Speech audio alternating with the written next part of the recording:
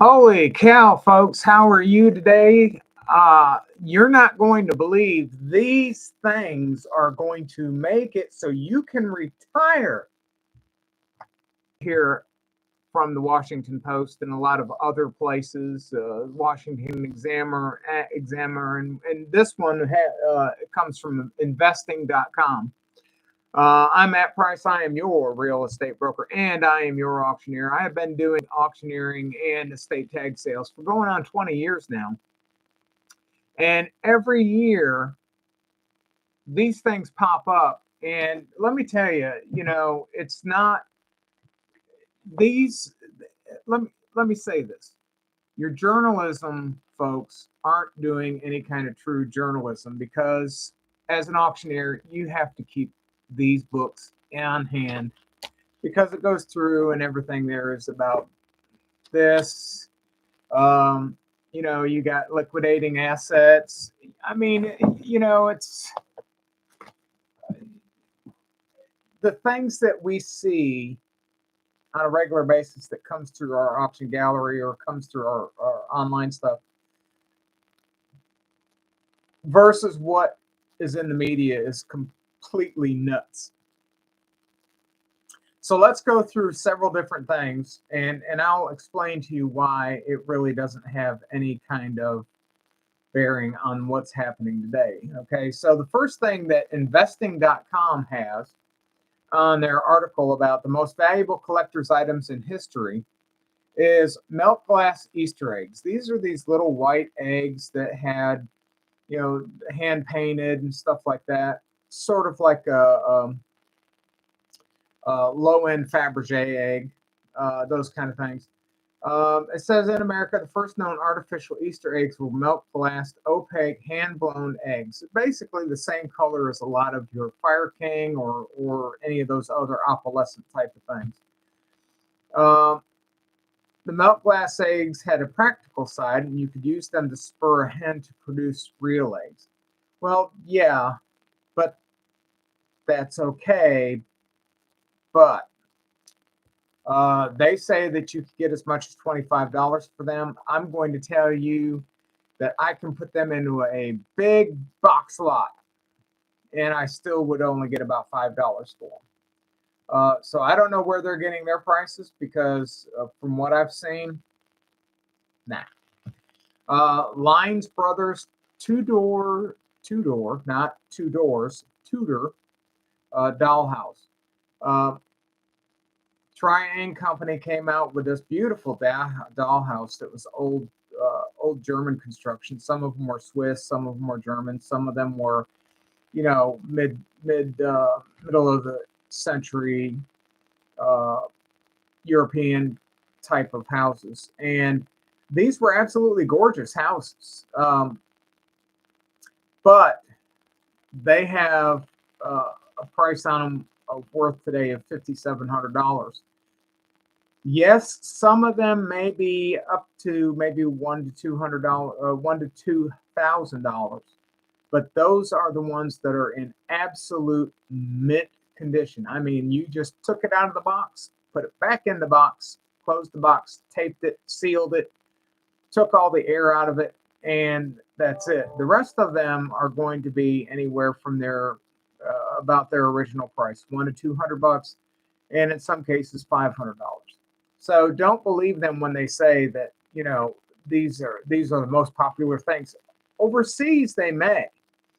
A 1936 Tudor house, Bell House from the 1950s, brought $6,000 at auction in 2011.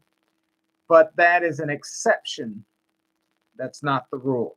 And that's the problem with a lot of these things when they say, oh, well, it's absolutely valuable. No, it's not.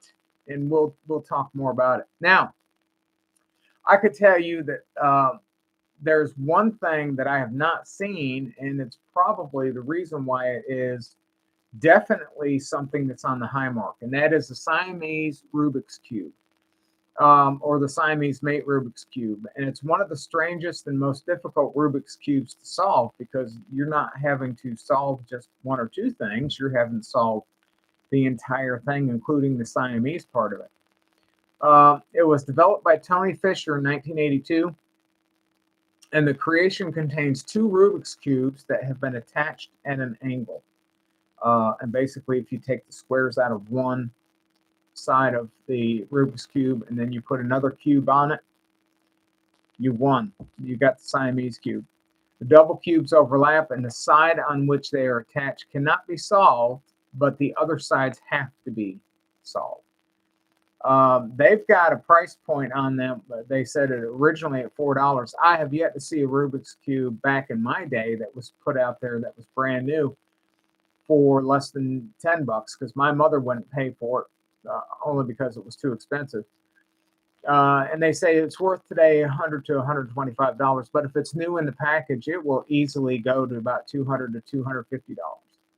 But once again, this is, if you have any of these, you can retire. So you're not going to retire on a Rubik's Cube that's worth $225. Pogs.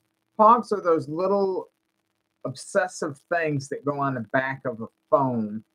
And they were formed in they were also 1990s fad that ended many attics and basements and stuff like that. And I generally just scoop them up and throw them away because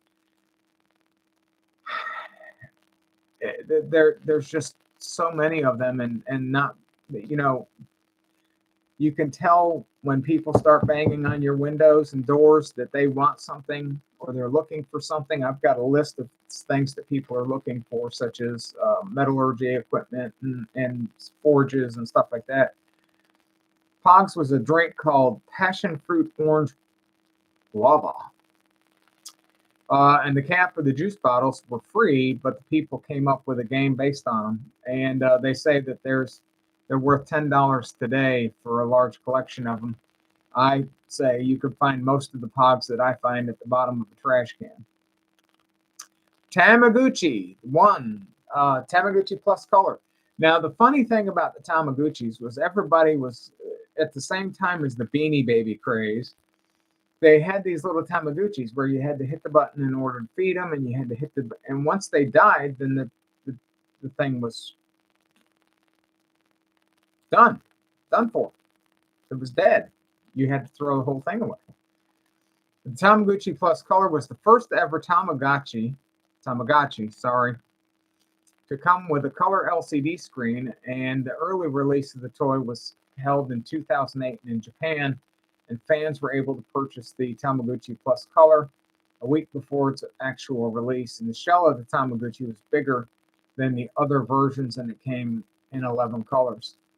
They say that this thing is worth $200 to $400.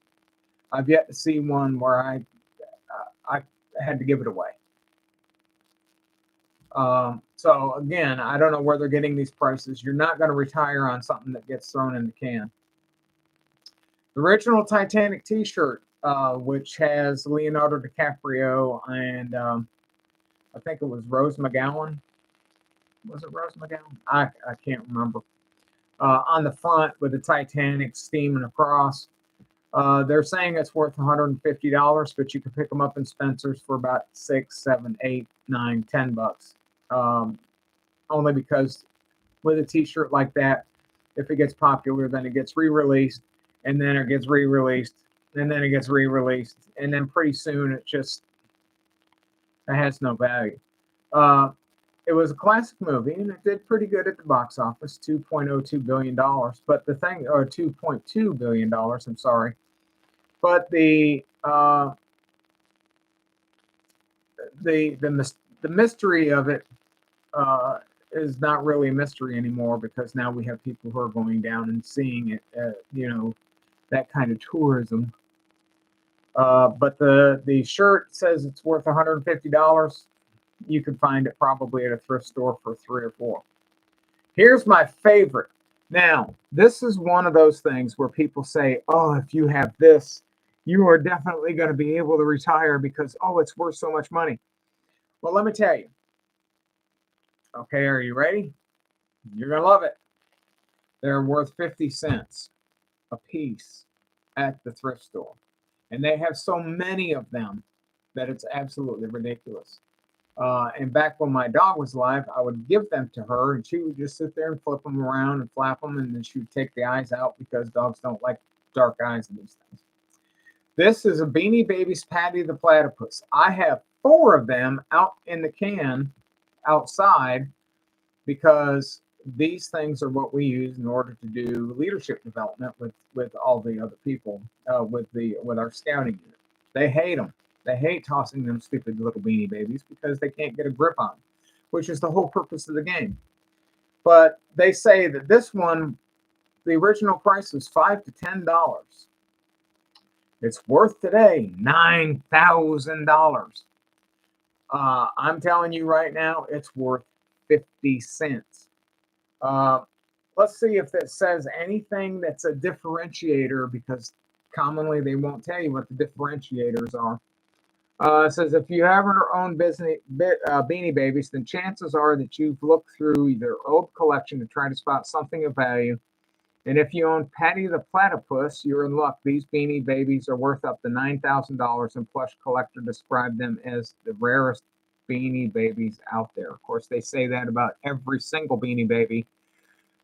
Do not believe it, because I've got 4 of these platypuses outside, or 3 of the platypuses outside, and I even got the McDonald's mini of it, and they're still only worth 50 cents. You know how I know that? Because that's where I got them at the thrift store. Nike Air Yeezys. These were Nikes that were made ages ago. And man, let me tell you, when I mean ages ago, I was young, dumb, and ugly. I'm still ugly, but I'm not young and dumb anymore.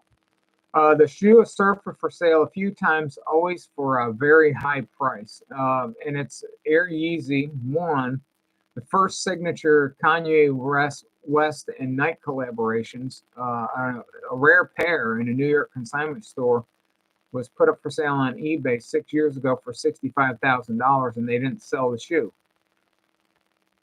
So if they put it up for sale for $65,000 on eBay and it didn't sell it, what do you think the value of it is worth?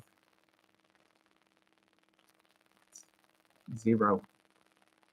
In order for it to be worth anything, it has to have a buyer that wants to pay that much. And if you have a $65,000 shoe that won't pay anything for it, or they refuse to get a bite, then the value of it is 0. Now, what you market it for is the retail price, and what a buyer buys it for is the market price.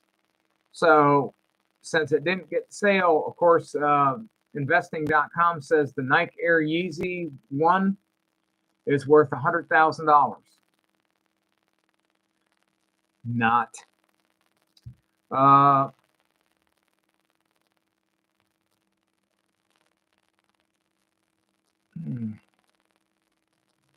Still, they said that there was another consignment shop that put it up for $100,000, but still, it didn't sell.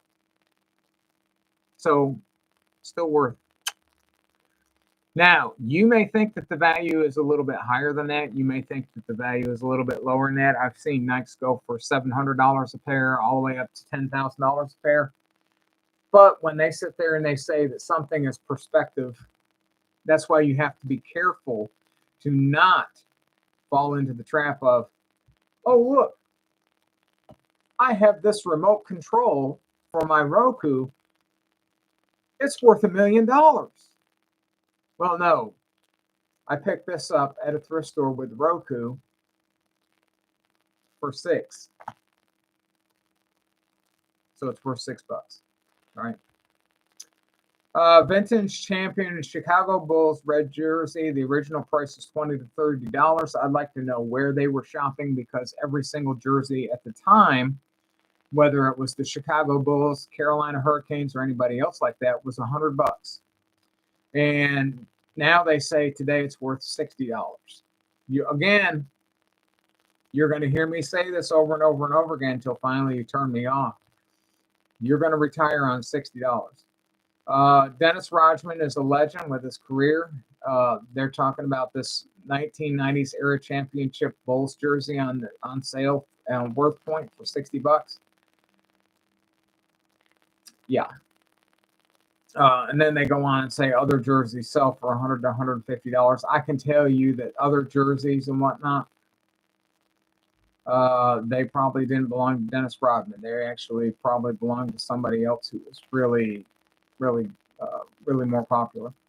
American Doll, Felicity Merriman. Now I can tell you with the American Girl dolls, American Girl dolls have taken on a life of their own, and this is probably the one where I'm going to tell you that if you have 100,000 of these things, uh, you're literally you're going to have a retirement. I sold 114 of these, including their houses and all their other stuff, for $14,000. And it was 4 pallets of stuff going out to Las Vegas. And it was just amazing. Now, originally, they're priced at $82 a piece, but the Felicity Merriman is a much better crafted doll. In 2017 it was released, or she got a 2017 release. The 2011 version was archived, and she was initially released in 1991. And you could easily get anywhere from a couple $100 for this all the way up to about 6,000. They say they have a thing on here that says it's worth $69,000. I've yet to see an American Heritage doll go for that price. I've seen it go for as high as $5,500 because that was it was a doll that really did not have, it was missing a couple of things. And still, since it was so limited in quantity, everybody wanted it. So that's why it went up that high. The A-Team 6-inch figurines. When I see anything coming off a TV show, I have to think, one, is it going to be well known? And two, is it going to be something or someone who is popular and they're going to get it? Like, if you have a Superman lunchbox, I can tell you that the Superman lunchboxes are going to be hot. If you have a Spider-Man lunchbox from the 60s and 70s and 80s, I can tell you that those are going to be hot. But when I take a look at A-Team, that's a TV show from a long gone bygone. The A-Team came in as I was, hitting my puberty cycle, right? And they really never connected to me. And then the new movie, that never really connected to me. Only because it was for nostalgia reasons. No. But anyway, the original price was $5 to $10 per figure, and that has the old Mr. T. It has face, and it has Lieutenant Broccoli, who is the crazy person on the A-Team. Lieutenant Broccoli is the guy off of Star Trek. They were made by Galoob.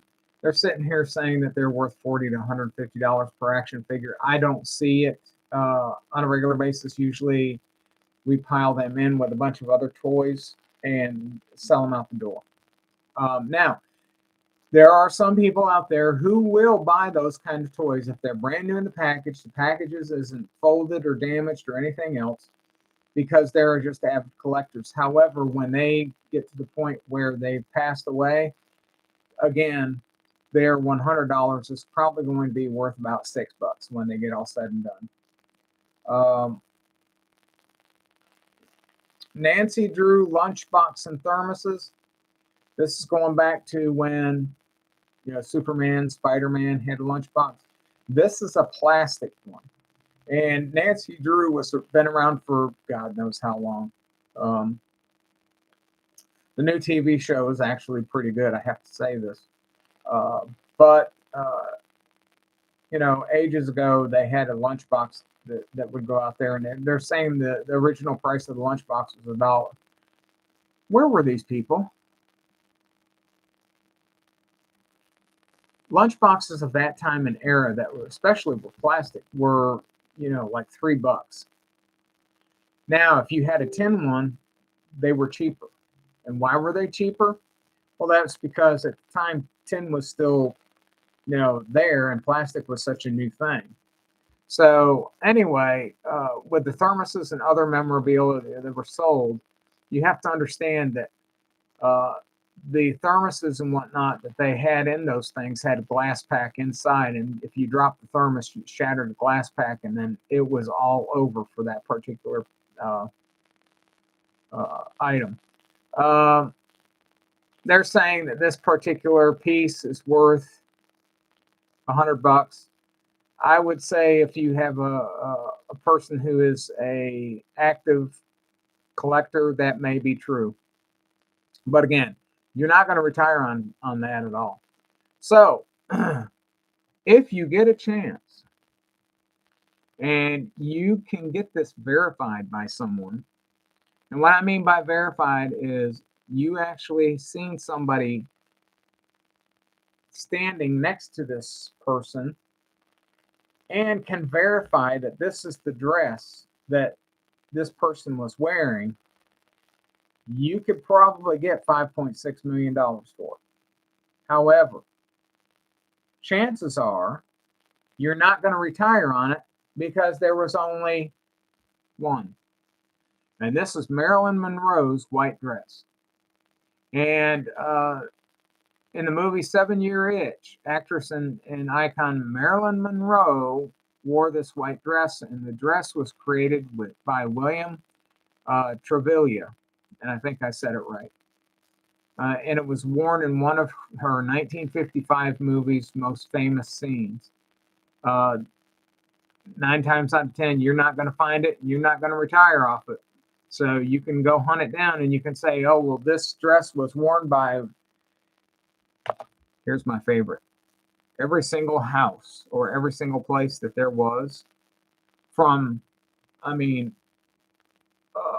from Maryland or Maine all the way down to Florida and all the way across to California, you will find a house or you will find a place where they say George Washington either slept or George Washington stood here or this is the bathroom that George Washington used. Don't believe it. It's not historical just because. And this is something else that I tell people when it comes to real estate or something else like that. Just because it's old don't mean it's historical. And just because it has a local history does not make it a national historic mark. So stop it. But anyway, old magazines, since we're talking about old magazines is one of those things where you have a group of people who are interested in collecting those. Now, it might be Old Boys' Lives or Old Boy Scout magazines. It might be Vogue. It might be Cosmo, because you have to learn how to really upset your man by saying that you're not going to do anything, or you're going to be a kept woman for most of your life. Yeah, I'm just saying that somewhat jokingly, but the vintage magazine scene is pretty hot, but they're specific. And what I mean by specific, it means that just because you have an old vinyl record does not mean it's worth $10 million. If you have one magazine, it's not going to be worth $1 million. So you may have a $5 to $10 price on a newsstand. That does not mean it's worth $1,000 to $2,000 a piece. We're talking about $5 to $10 a box, unless it's Playboys and it's the full set. Not a single page has been ripped. Nothing sticks together. Nothing's moldy. Nothing or anything else like that. They're all individually kept. That particular magazine lot can go for tens of $20,000 and $30,000 as high as I've seen it. But old Vogues and stuff like that, we usually sell them $10 to $20 a box. And then if they don't sell, they go out into the recycle bin. Nirvana Oakland concert ticket stub. There are some people who are selling ticket stubs left and right, and which is great. But on December 1993, Nirvana played a show at the Oakland Coliseum, and the band was riding high on its success with Nevermind, and that was one of the first albums that I stepped into adulthood with. And they dropped 2 years prior.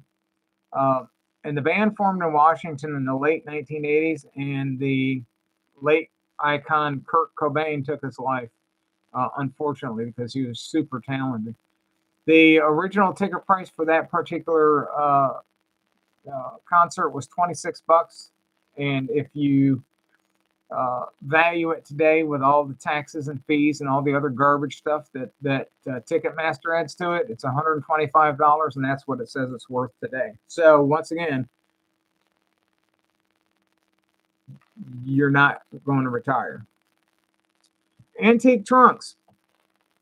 I sell a lot of antique trunks. Some of these are from Germany from the 1600s, and some of these are from Lane, going all the way back to the 1920s. Some of these are, Nuo trunks that you can find just about anywhere. The important thing about it is that the trunk determines the value. The seller doesn't determine the value, but the trunk determines the value. And while you're not likely to have anything like a 1600s German trunk where everything was driven in with not nails, but these things were driven in with not staples either, but brads, old timey brads that look like railroad spikes. The vintage trunks, and chests would still be valuable because depending on how old they are, it's going to require understanding what the current market's looking for.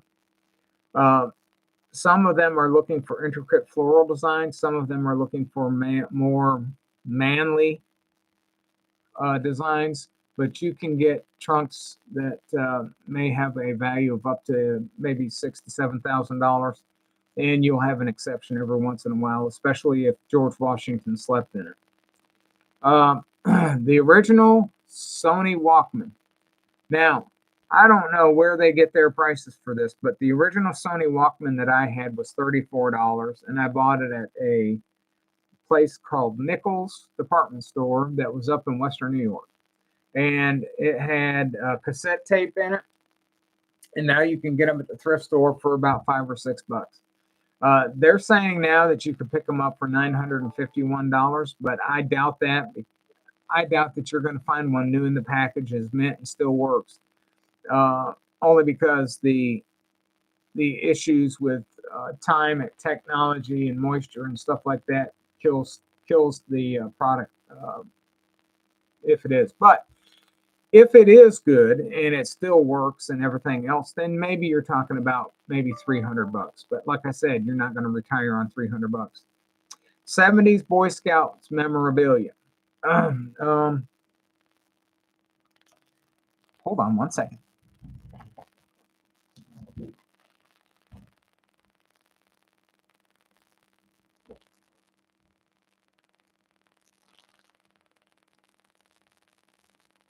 Where did you go? All right, so it's not just 70s Boy Scout memorabilia. Most people will know this as the Star Scout rank patch. Those were in the 80s, the late 70s, early 80s.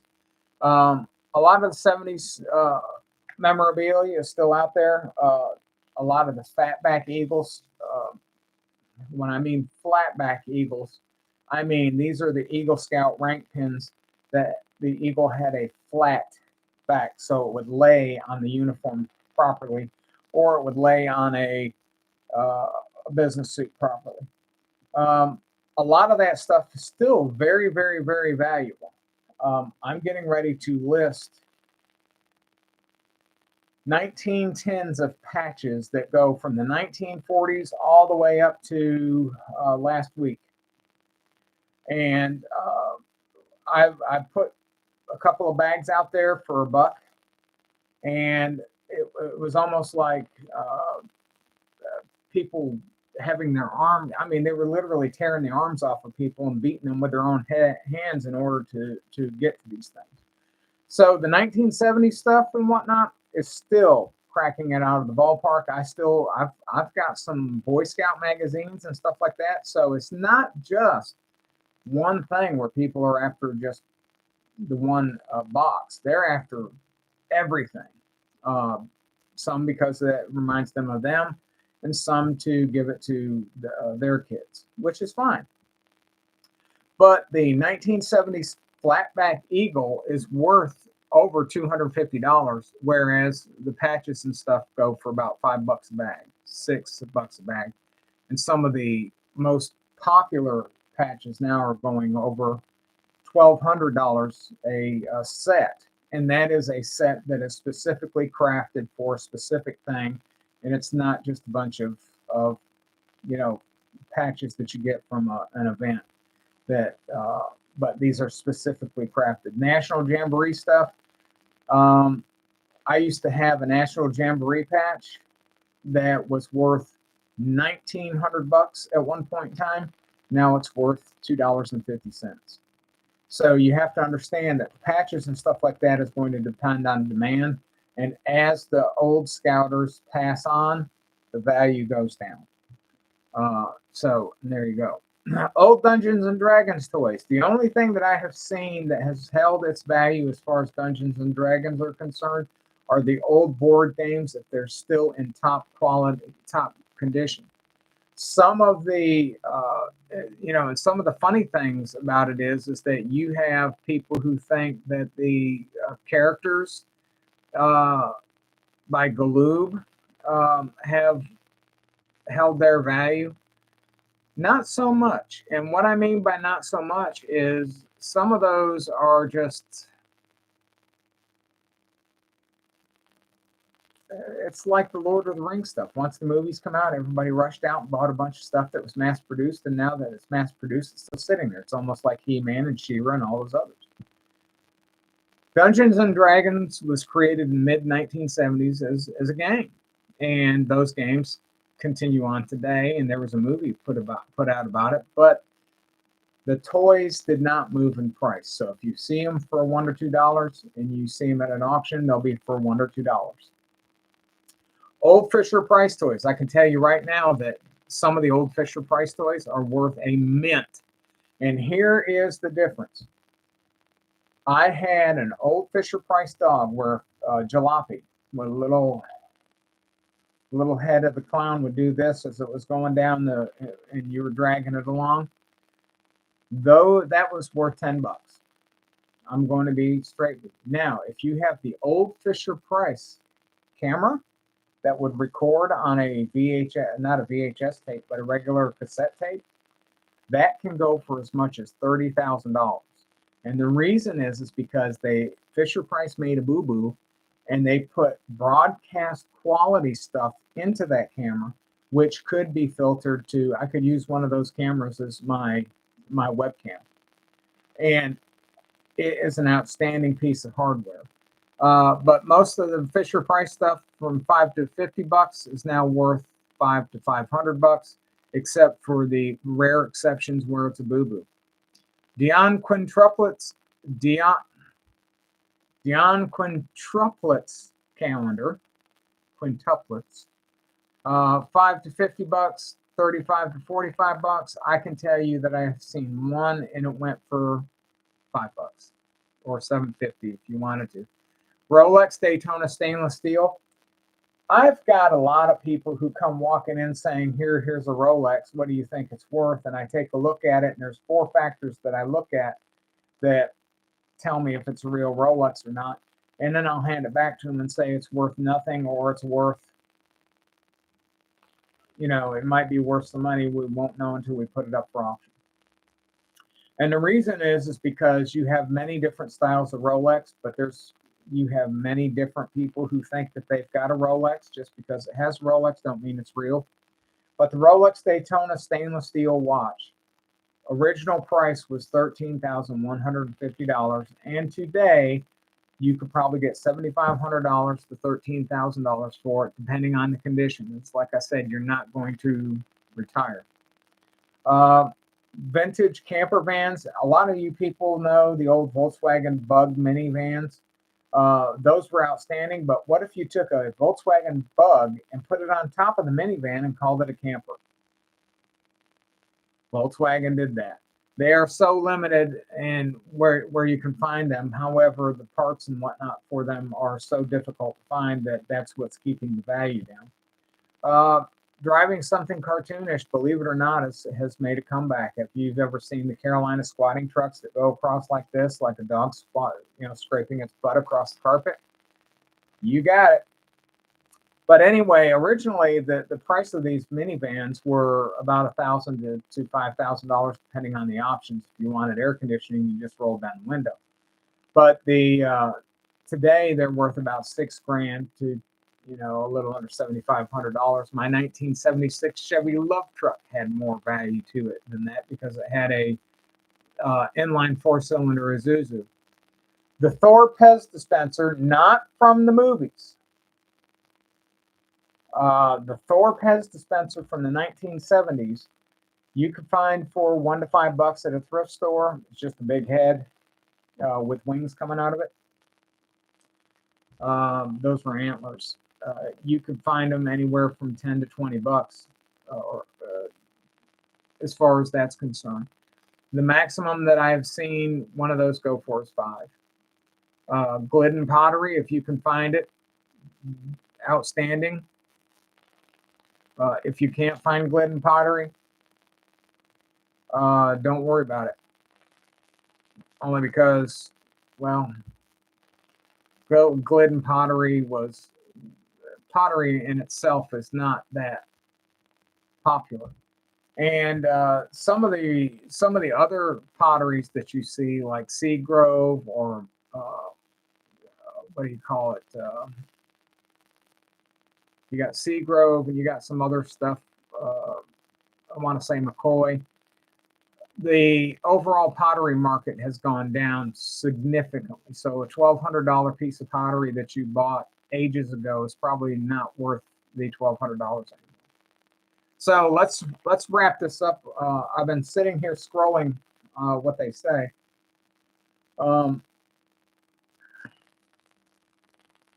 I know 7 seconds of silence is horrid. The Glidden pottery, if you can find it and you want to collect it, you can pick it up. Pick it up for cheap. It doesn't make it any worth more by any means.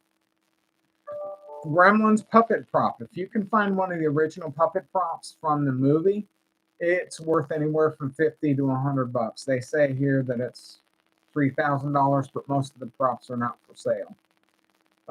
Old Igloo coolers. They say here $25. I'll be lucky if I can get rid of them for $2 to $3 as part of an entire group. Little Snoopy by Fisher Price. If you ever look it up, it has a tail that wags because it's a weighted spring.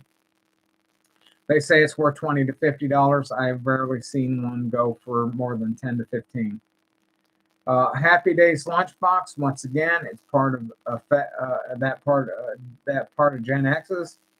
It started in 1974 and it went on for several years. But here's the deal: unless you know anything about Ron Howard, Henry Winkler, or anybody else who's part of that show, it's probably worth $20 to you. They claim that it's worth $100, and I don't think so. I'm not going to talk about British furniture because we are in the United States. 1980 Simpson bedding. The Simpsons. The original price for that you put on your Gen X kids bed was $20 to $50. It's now worth about $175. So if you threw it away back in the 80s, you probably want to go digging it back out and getting it. It says it was made in the USA, and there's a barcode, which means you could probably pick it up at Walmart. But the stuff that you find at Walmart, no, it ain't worth that much.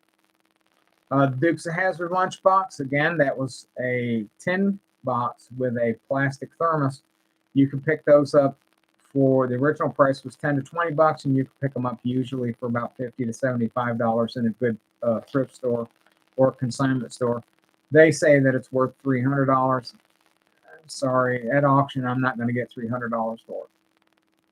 Vintage postcards. There's plenty of people out there who do ephemera every single day. And, you know, not every postcard is worth money. Not every letter was written by Abraham Lincoln. Not everything that you see is real. So you have to be careful. They have here that vintage postcards, the original price was a penny to 5 cents. Now they're saying $10 to $100 per lot.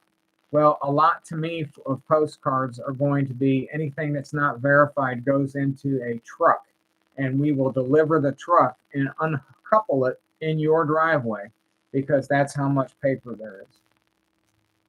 Leonard refrigerators, those things were old. Those things look like an Edsel. They say that they were $35 to $170 new. I'm thinking more of on the $85 area. They're saying they're worth $4,800, but look, they have to work. They have to work. They have to be in great condition. They have to be top-notch refrigerators for them to be there. They have to be nice and clean, not discolored and stuff like that. Mantle clocks, Seth Thomas, Gilbert, Boston, and more. They say the original price was 10 to 100 bucks. They're saying they're worth today $50 to $500. I had Seth Thomas clocks going through auction after auction after auction after auction. We never got any higher than $5 for. Anything with a battery in it goes in a box lot. Bottle caps, Coke, Pepsi, and more. If they're in good condition and you have a collection of maybe 2,000 to 3,000 of these, you might be able to get $50 for the entire collection. That I'm going to agree with. But again, the whole purpose behind this is because they are telling people that you can retire on any of this if you have it. Franklin mint plates. They say that the original price was $50 to $200, worth today $10 to $230. I can tell you that I give them to kids, my Boy Scouts, to go out, wander out into the woods and use them as targets. Why? They have no value because they are of shows and whatnot of yesteryear. So it's really, if it's Star Trek related or if it's something where it's still in syndication, you may be able to get money for it, but it's not likely that you're going to get anything for like the Little Rascals or Charlie Chaplin or anything like that, because that generation is dying off and they're not going to buy whatever's left over. It's creating a glut. Speaking of creating a glut, if any of you get the opportunity, look up the upcoming estate sale, the upcoming estate implosion, and read that, because that is an article that I wrote about what's happening to the markets and why everybody thinks that Grandma's yellow 5-plate that she might have paid $200 for is now worth $5. Only because millennials don't want the old stuff. That's why our landfills are getting full. Nokia 3310. I had one of those when I was just starting it out at IBM in the 2000s. The original price here, it says it was $160. I paid way more than that.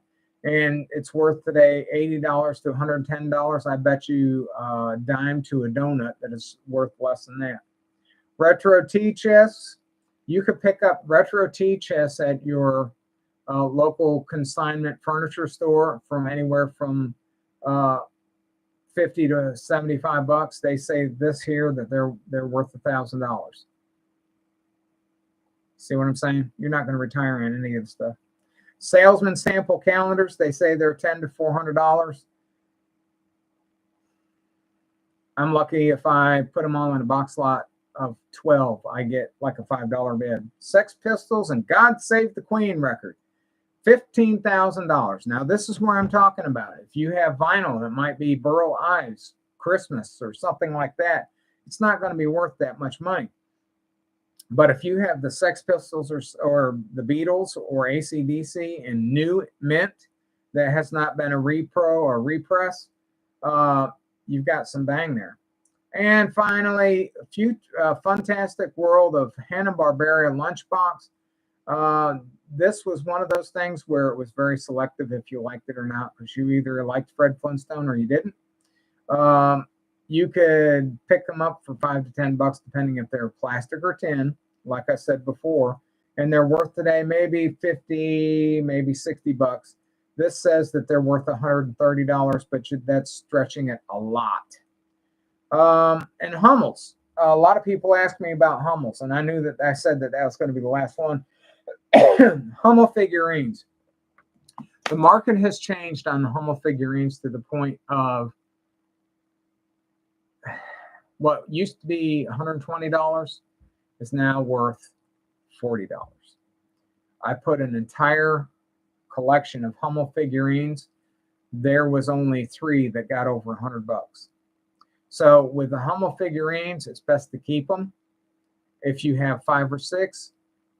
But if you have, like, 1,000 to 2,000, understand that you're going to get $2, $4, $6, and then for the one that you have, you're going to get you may get $100 or so, and you may have paid $350 for that particular Hummel. But again, you're talking about what the market is today, not what the market is when it was paid for.